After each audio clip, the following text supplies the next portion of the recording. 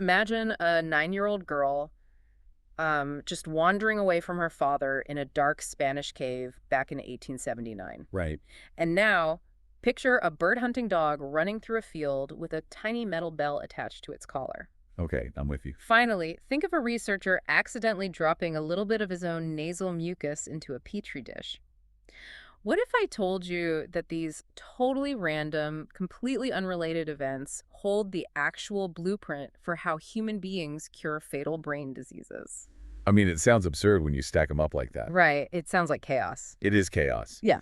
But, we're so conditioned by that standard high school biology textbook diagram. Oh, the scientific method flow chart. Exactly. The really reassuring, perfectly straight flow chart. Mm. You form a hypothesis, you design a controlled experiment, you gather the data, and boom, you arrive at a clean, logical conclusion. Like it's just this cold, calculated machine. Right. Logic goes in, truth comes out. But that's just not how it works. It really creates this illusion for all of us that if you just follow the steps, like, I don't know, a rigid instruction manual for IKEA furniture. You'll inevitably unlock the secrets of the universe. Yeah. But when you actually read the private journals of the people making these massive medical breakthroughs, Yeah. that flowchart just shatters. Totally. We're looking at a landscape of discovery that is incredibly messy, driven by weird personal hobbies, and honestly, dictated by what looks like blind luck. Well, the published papers we all read actively edit out that messy reality. They scrub it clean. They really do. They strip away the zigzags, the blind alleys, the emotional arguments, the weird contingencies that actually led to the breakthrough in the first place. Organized science misrepresents the wobbly, unpredictable reasoning of the actual scientists. Which is the core mission of our deep dive today. So if you listening right now have ever felt like your career or your research or creative projects are just a meandering path without a clear destination, you are going to love this. It's a very validating deep dive. Very much so. We are pulling from a brilliant book called Chase, Chance, and Creativity: The Lucky Art of Novelty by Dr. James H. Austin. He was a neurologist and a researcher. And he basically decided to look back at his own massive medical breakthroughs and categorize the 4 distinct types of luck that made them possible. Okay, let's unpack this, because I want to start with the reality of just trying to get a project off the ground. Yeah, so to understand the first mechanism of discovery, we have to look at Dr. Austin's own origin story, which, funny enough, didn't start with a formal hypothesis at all. It started with a petty argument, right? A very petty, totally unresolved argument. We have to go back to 1950 at Boston City Hospital. Okay, set the scene. It's a Saturday morning conference.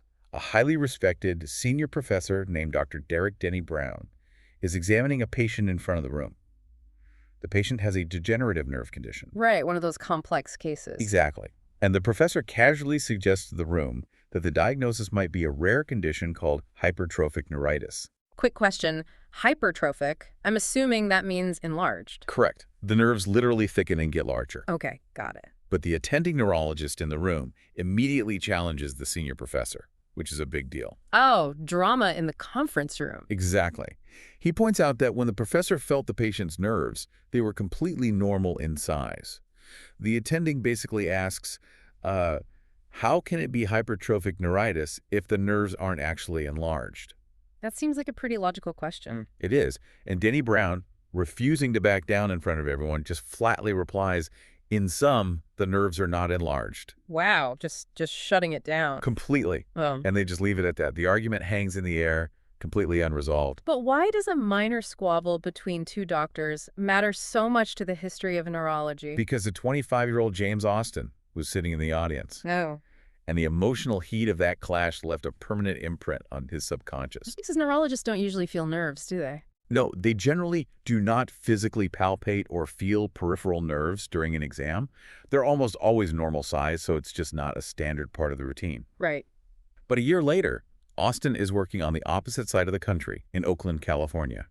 He's examining a young sailor with chronic nerve weakness. Okay. And because that unresolved argument from Boston is still echoing in his head, he deviates from the routine. He reaches out and physically feels the sailor's nerves. Let me guess. They were enlarged. They were massive. Yeah. He had stumbled onto a genuine case of hypertrophic neuritis. Wow. Yeah, and if he had not been in that specific room in Boston, witnessing that exact argument, he would never have checked. That single, unplanned physical action sparked his lifelong obsession with figuring out what causes nerves to degenerate. So he dives into the literature to understand this nerve degeneration, but he doesn't find a straight answer. Instead, he just stumbles across a completely different chemical phenomenon in a library book, a term called metachromasia. Metachromasia is a really fascinating mechanism. Yeah, explain that for a second. Normally, if you apply a blue dye to a tissue sample, the tissue turns blue. Makes sense, right? Right. Blue dye makes things blue. But if that tissue is packed with large molecules that carry a heavy negative acid charge, something weird happens to the dye. The negative charge forces the dye molecules to stack so closely together that they absorb light differently. And it changes color. Exactly. The blue dye turns this brilliant red, sometimes a golden brown. Austin became obsessed with the idea that these negatively charged, color-shifting molecules might be building up and destroying the nervous system. So he reads that these metachromatic deposits are found in the brains of patients with a fatal disease called metachromatic leukodystrophy, or MLD. Yeah. But crucially, the literature notes these deposits are also found near the kidneys. And this tiny detail triggers a memory from a completely different era of Austin's life. Yeah, this is where we see the fusion of totally unrelated experiences. Years earlier, in 1946, Austin had worked as a summer camp doctor in New Hampshire. Just a summer job. Right. And a severe pneumonia outbreak hit the camp, and he had to treat the kids with early sulfa drugs. The problem with those early sulfa drugs is that they could crystallize in the kidneys, causing severe, sometimes fatal damage. Oh, wow. That's terrifying for a camp doctor. It was. So young Dr. Austin spent hours every night filled with anxiety, just peering through a microscope at the camper's urine sediment. He was looking for these heavy, jagged crystals that would sink to the bottom of the centrifuge tube. And the connection suddenly clicks for him in the library years later. He thinks, if this fatal MLD brain disease is also depositing material in the kidneys, maybe that material sheds into the urine. Exactly. And maybe, just like those sulfa crystals from summer camp, it's heavy enough to sink to the bottom of a test tube. Right, so he hypothesizes that if you add that blue dye to the urine sediment of a living patient, the heavy molecules will force the dye to turn that golden brown color. And he tests it, right? He tests this theory on the urine of two brothers suffering from MLD. He looks through the microscope and finds unique golden brown granular bodies that literally no one in medical history had ever noticed before. That's incredible. He created the very first living diagnostic test for MLD, entirely based on a camp doctor job, an unresolved argument, and a random library browse. So Austin categorizes this kind of meandering path into a taxonomy of chance. Right. He brushes past chance 1, which is just pure blind luck. It's like drawing a royal flush in poker. Yeah, exactly. Yeah. He focuses on what he calls chance 2, or the Kettering principle, named after the inventor Charles Kettering. The idea is that you will eventually stumble onto something brilliant, but you will never stumble onto anything while sitting down. Right. Chance 2 is the luck of pure motion. It requires an environment of constant physical and mental stirring. By keeping your hands busy and your environment dynamic, you create the friction necessary for random ideas to collide. I think of it like a pinball machine. Research isn't a straight tunnel, you know? It's a chaotic board of bumpers. You just have to pull the plunger, shoot the ball into the chaos, and keep the flippers moving to hit the right targets. That's a great analogy. But I do have to push back a little here because isn't there a danger in just, I don't know, staying busy? What do you mean? Well, how do you distinguish between waste motion, just thrashing around in a lab, and actual productive chance 2 motion? That's a crucial point. Yeah. The distinction really lies in the underlying motivation. A certain basal level of action is absolutely required to generate collisions. You can't just stand pat waiting for the perfect, flawless hypothesis to present itself. Right. Waste motion is repeating the same known action out of habit, without curiosity. Chansuko motion might be meandering, but it is driven by a deep underlying need to explore the unknown. You're actively trying to intersect with an anomaly. Okay, let's unpack this because here's where it gets really interesting. Being in motion is only half the battle. You can generate all the random collisions you want, but you also have to know what you're looking at when you finally bump into something weird. I mean, motion without knowledge is useless. Which brings us to the profound philosophy of the control group and Austin's next category, chance 3. Right, so Austin is still studying these metachromatic molecules. He gets his hands on a chemical called hyaluronic acid sulfate. Right. He wants to know if injecting this specific sulfated molecule into rabbits will damage their myelin, the insulation around their nerve wires. So he injects the rabbits, waits a few days, and And the nerves are completely fine. The primary hypothesis is a total dud. but the rabbits themselves are not fine. No, they are not. They develop massive lower abdominal hernias, and their bones become so thin and weak that they actually begin to fracture. Wait, how does a nerve experiment cause hernias and broken bones? It had absolutely nothing to do with nerves. It's because hyaluronic acid is a major structural component of connective tissue and cartilage. Oh, I see. By injecting an artificial sulfated version of it, Austin inadvertently hijacked the rabbit's bone and tissue building process. The artificial molecule structurally weakened their connective tissues. So he accidentally created an incredible reproducible animal model for human connective tissue diseases. Exactly. And this wasn't a one-off accident. Later in his career, Austin is trying to understand a different fatal condition in infants called globoid leukodystrophy, or GLD. Right. He knows a molecule called sulfatide builds up in the brains of these patients. So he injects sulfatide into the brains of rats to see what happens. But because he's a rigorous scientist, he doesn't just inject one group of rats, he sets up a control group. Crucial step. Uh-huh. The control group is injected with a molecule called cerebroside. Chemically, cerebroside is almost identical to sulfatide, but it lacks one single sulfate group attached to the end of the molecule. Just one tiny difference. The entire point of the control group is to prove that the extra sulfate group is uniquely responsible for whatever brain damage occurs in the main test subjects. So when he looks at the brain tissue of the control rats under the microscope, he expects to see normal, healthy tissue. Instead, he finds utter chaos. What happened to them? The cerebroside caused the brain's scavenger cells, the cellular garbage trucks that clean up debris. Yeah. It caused them to completely malfunction. These scavenger cells attempted to eat and metabolize the injected cerebroside, Yeah. but because it lacked that single sulfate tag, their internal enzymes couldn't break it down. So they just filled up with it. Gorged themselves, swelled up, and merged together into these bizarre, giant, multinucleated shapes called globoid cells. And the only reason Austin recognized the immense significance of these swollen globoid cells in a random rat control group is because 9 years prior, he had performed an autopsy on a young boy who died of GLD. Yes, exactly. He had stared at those exact same weird multinucleated cells through a microscope in New York nearly a decade earlier. This is Austin's chance, the Pasteur principle. Louis Pasteur famously stated, "Chance favors only the prepared mind." You can stir the pot with chance to motion, but if your mind doesn't hold the specific latent memories and structural knowledge required to interpret the anomaly, you will just sweep the weird result into the trash as a failed experiment. A control group isn't just about comparing data. It's like, if you want to understand how a colored tint affects a photograph, you don't just apply it to a complicated, busy landscape picture. No, you wouldn't. You apply the tint to the landscape, but you also apply it to a completely blank white canvas. The blank canvas is your control. Like that. When Austin injected the cerebroside, he was expecting a blank canvas, but instead, the canvas sprouted giant swollen cells. The control group reveals the invisible background forces. It forces the universe to show its hand. The most famous example of a prepared mind catching an anomaly is Alexander Fleming discovering penicillin. Oh, right. Everyone knows the basic story. A mold spore drifted through his window, landed in a petri dish, and killed the staph bacteria he was growing. But Austin's book points out why Fleming recognized what was happening. 9 years earlier, Fleming had a terrible cold. A drop of his own nasal mucus accidentally fell into a petri dish. Gross, but okay. Very gross, but he noticed that the mucus actively dissolved and killed the bacteria around it. He had discovered lysozyme, an antibacterial enzyme naturally present in our tears and mucus. So when the penicillin mold did the exact same thing a decade later, Fleming's mind was uniquely primed. Exactly. He didn't just see a ruined experiment. He recognized a biological weapon at work.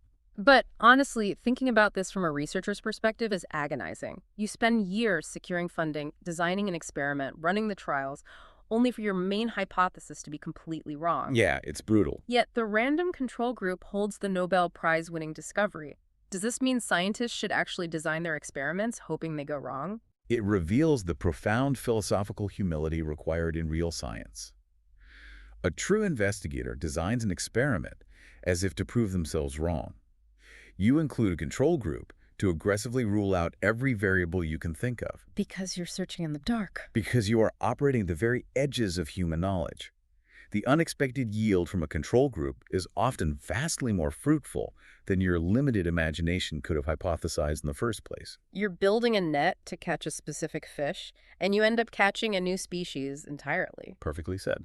Well, chance third is all about sensory receptivity, having the mental library to recognize the new species. But the final, rarest type of chance, chance three, moves away from your professional knowledge entirely and into who you are as a person. Yeah, it requires something deeply personal and sometimes, well, a little embarrassing. This is where we leave the laboratory completely. Dr. Austin always wanted a hunting dog. He finally got a Brittany Spaniel named Tom, and he loved taking Tom out into the brush. Because Tom was incredibly rambunctious, Austin tied a little metal bell to his collar so he could track him through the tall grass by sound. Yeah, and a few days later, Austin is petting Tom and feels a hard, rapidly growing lump on the dog's neck, right where the metal bell was rubbing against the skin. He immediately fears it's a fast-moving cancer, right? He does. A surgical colleague offers to remove the mass. When the biopsy comes back, it's not cancer. It's a severe tissue inflammation. The pathologists look under the microscope and see these weird, round, red-staining structures. So they assume it's some exotic fungus. Exactly. Yeah. But the structures only appear on the very outside edge of the tissue sample. The infectious disease specialists are totally baffled. They've never seen a fungal infection behave this way. The mystery is only solved when someone in the surgical department realizes it isn't a fungus at all. Right. Wait, surgical starch? Yeah, it is starch. Sure. Surgeons commonly use starch powder to coat the inside of their rubber gloves so they can slip them on easily. Oh, wow. During the operation to remove the lump, the starch dust from the surgeon's gloves had simply rubbed off onto the exterior of the tissue sample. Now, at this exact same time in his professional life, Austin has been agonizing over a totally different, heartbreaking human disease called Lefora's myoclonus epilepsy. It strikes teenagers, causing progressive seizures and dementia. It's awful. And the biological hallmark of this disease is that the patient's brain cells become clogged with these tiny, round structures called Lefora bodies. Nobody in the medical world knew what these bodies were made of. They had no idea. Austin had been running complex chemical tests for years, trying to identify them and failing constantly. But because Austin's hunting dog got a lump from a collar bell, and a surgeon touched that lump with powdered gloves, Austin finds himself staring at starch spherules under a microscope. He observes them closely. He notices these starch spheres have a little Y-shaped crack in the middle. They stain a very specific shade of red. And he realizes They look exactly like the mysterious Lefora bodies destroying the human brain. the visual match is undeniable. Starch, biologically speaking, is a polymer of glucose, a long chain of sugars. Austin realizes with a shock that Lefora bodies aren't some exotic, undiscovered molecule. They are essentially a form of starch. Because the brain runs on glucose. But in this disease, a genetic error causes the brain cells to fail at burning that glucose for energy. Instead, it chains the sugars together into insoluble starch clumps, which build up and destroy the neurons. Yes. Austin shifts his entire research focus, applies the chemical tests for starch to the brain tissue, and proves the hypothesis. A random PET biopsy solved the mystery of a fatal teenage epilepsy. That is wild. It is. Austin labels this Chance the Fourth, the Disraeli principle, after the British Prime Minister Benjamin Disraeli, who said, "We make our fortunes and we call them fate." And Austin coins a brilliant term for this specific type of highly personalized luck, Altamirage. Altamirage, yeah. It's a blend of a mirage, where something distant suddenly bends into sharp focus, and the story of the Altamira cave in Spain. Back in 1868, a hunter spaniel falls into a hole in the ground in northern Spain. The hunter moves some rocks to rescue his dog and uncovers a massive cave system. Okay. 10 years later, a local nobleman named Don Marcelino de Sautola, who has this obsessive amateur hobby of archaeology, decides to dig in this cave looking for ancient flint tools. He spends days staring at the dirt floor, constrained by his adult, professional preconceptions of where historical artifacts should be. He gets tired of digging alone, so he brings his 9-year-old daughter Maria along for company. And Maria isn't constrained by archaeological methodology. Not at all. She wanders into a side chamber, looks up at the ceiling, and shouts, "Baba, painted bulls!" She discovers the very first known Paleolithic cave paintings. 15,000-year-old, breathtaking, vivid red and brown paintings of bison. The established scientific community actually called it a fraud for decades because they couldn't fathom that cavemen were brilliant artists. It's amazing. But Austin points out that this monumental discovery required a highly specific chain of personal, eccentric hobbies to bend the light just right. Right. Don Marcelino's highly individualized passion for archaeology, his specific choice to dig in that one local cave, his deeply personal decision to involve his child. These are not professional scientific methodologies. They are life choices. Chance forth is the luck driven by our off-the-clock eccentricities. The universe is full of odd locks, and they require weird homemade keys to open them. It even applies to Alexander Fleming and the penicillin mold. Austin reveals that Fleming did not choose to work at St. Mary's Hospital because they had state-of-the-art labs. The labs were actually quite primitive and drafty, which is exactly why a mold spore could just drift in through a window. Fleming chose St. Mary's because he was obsessed with playing water polo, and they had a fantastic swimming pool. No water polo hobby, no drafty lab, no penicillin. The hobbies are the hidden infrastructure of the discoveries. I do have to point out a funny pattern here, though. Tom the Spaniel leading to the Lafora discovery. The Hunter Spaniel finding the Altamira cave. Austin even studied a specific strain of West Highland Terriers for his GLD research. Are we basically concluding that the key to scientific innovation is that we all just need to go adopt a dog? It's a hilarious pattern, but, the dog is ultimately a metaphor. Right. The dog represents the untidy, passionate, unpredictable parts of our lives that we constantly try to separate from our professional work personas. We try to sanitize ourselves. Exactly. Once you exhaust Chance Arm's blind luck, Chance 2's motion, and Chance 3's professional preparation, the problems that remain are incredibly stubborn. You have to bring your whole quirky, messy self to your work. Those unique, seemingly trivial traits, whether it's water polo, a rambunctious pet, or an amateur archaeology obsession. They're the only things that can eventually intercept the problem from a blind angle. So what does this all mean for you, listening right now? If you want to manufacture more luck in your own life and career, Dr. Austin has given you the blueprint. 4 chances. Yeah. First, chance 2, stay in motion. Keep the pot stirred, initiate projects, and embrace the friction even if you don't have a perfect plan. Second, chance 3, prepare your mind. Read broadly. Study completely outside your field so that when the weird anomaly finally pops up on your blank canvas, you recognize it instead of ignoring it. And finally, chance 3, lean into your weird personal hobbies. Do not hide them. They are the homemade keys to the hardest locks. And we shouldn't lose sight of the incredible stakes of this wobbly process. These chaotic meanderings and lucky accidents led to profound human impact. Because Austin chased down that golden brown color in the urine, MLD can now be diagnosed prenatally. Because he investigated swollen cells in a rat's brain, we now have therapies like bone marrow transplants that can actually save the lives of children who would otherwise succumb to these devastating neurological diseases. The messy, illogical process yields miraculous results. It really does. And the book leaves us with one final, incredibly provocative biological thought to mull over. When you zoom out and look at the grandest scale of life, at the evolution of the biosphere itself, how does progress actually happen? It happens through genetic mutations. Which are, by their very biological definition, purely accidental copying errors in our DNA. Mutations are the only source of modification in our genetic text. Therefore, chance, and chance alone, is the source of every single innovation, every evolutionary leap, and every creation in the entire history of life on Earth. We as human beings, with our complex brains capable of studying our own origins and curing our own diseases, are the ultimate cumulative products of a cosmic accident. So the next time you look at that textbook diagram of the scientific method, that perfectly straight logical line from hypothesis to conclusion, remember that the hand holding the textbook is the result of billions of years of beautiful, chaotic luck. Embrace the wobble. Keep moving, stay curious, and maybe let your hobbies lead the way.